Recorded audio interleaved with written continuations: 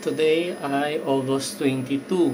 As of August 21 ng gabi, na-commission na to bali. So, ngayong umaga, hindi ko pa nakita basically paano mag-harvest sa umaga. So, yun, medyo mababa lang, 0.34. Ang nakukuha ng panels as of 6:15 a.m. No? 6:18 a.m. pala, sorry. Tapos sa grid, kumukuha kami sa Meralco ng 2 kilowatts sa battery. Wala na, naubos yung battery, kailangan mag-charge mamaya. And then, ang total household na gamit namin ngayon ay around, ito na,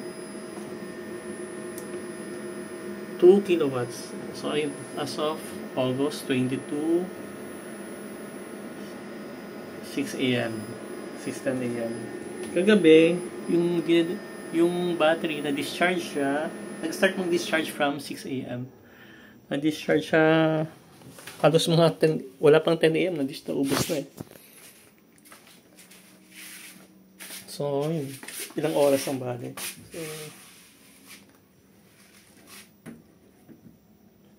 So, yun yung battery naman. 10 kilowatts na battery. So, ayun. Nagka-charge na siya. Status yun yung nagka-charge. So, consider siya as one cycle. Although, nung hindi po siya kahapon, may nangyayaring pag-discharge and charge. So, siguro may multiple cycles na considered kahapon, hindi lang one cycle. So, ito yung result na pagkagawa kahapon. So, ito malinis naman.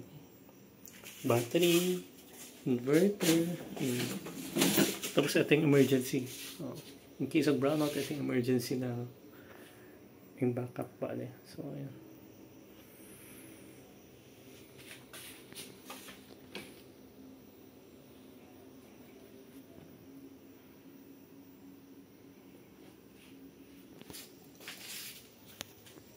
Then, coming from the electrical room, ito na yung piping na kailangan ni Meralco.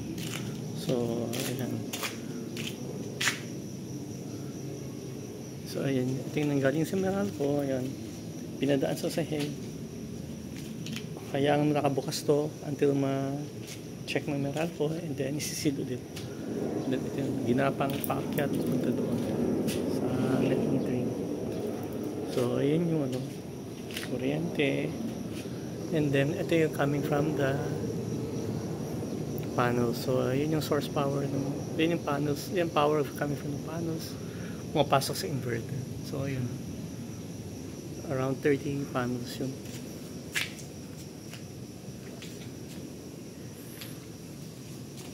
So, yun. Medyo mahaba-haba. Ilang tubo.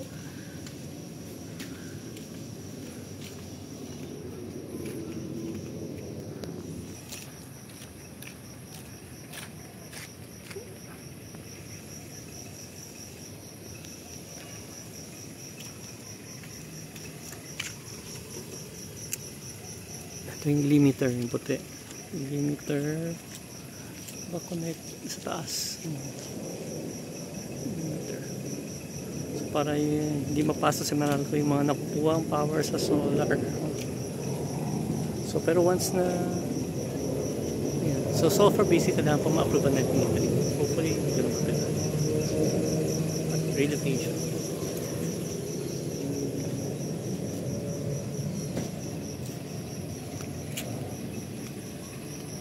Ito pinalot yung box ng Meralco. Yan.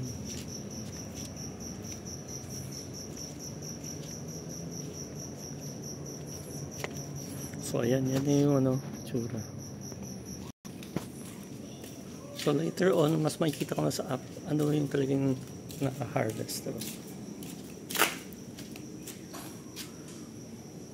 Although hindi pa full capacity pag-harvest kasi nga nilimit niya dahil sa wala pang net metering. Kung baga natatapon lang yung mga kuryente niya, hindi rin ganun kalaki yung battery.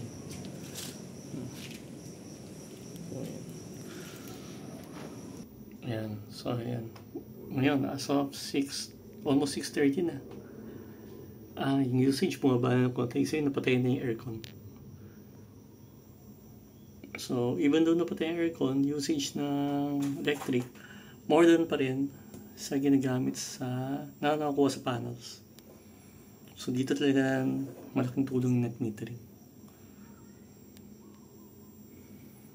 kung ba ibebenta mo yung mga na-harvest mong energy, and then i-apply as credit, bale. So, anyway.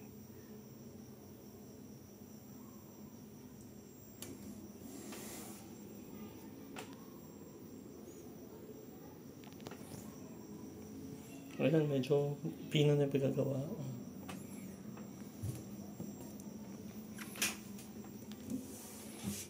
Medyo warm lang ng konti.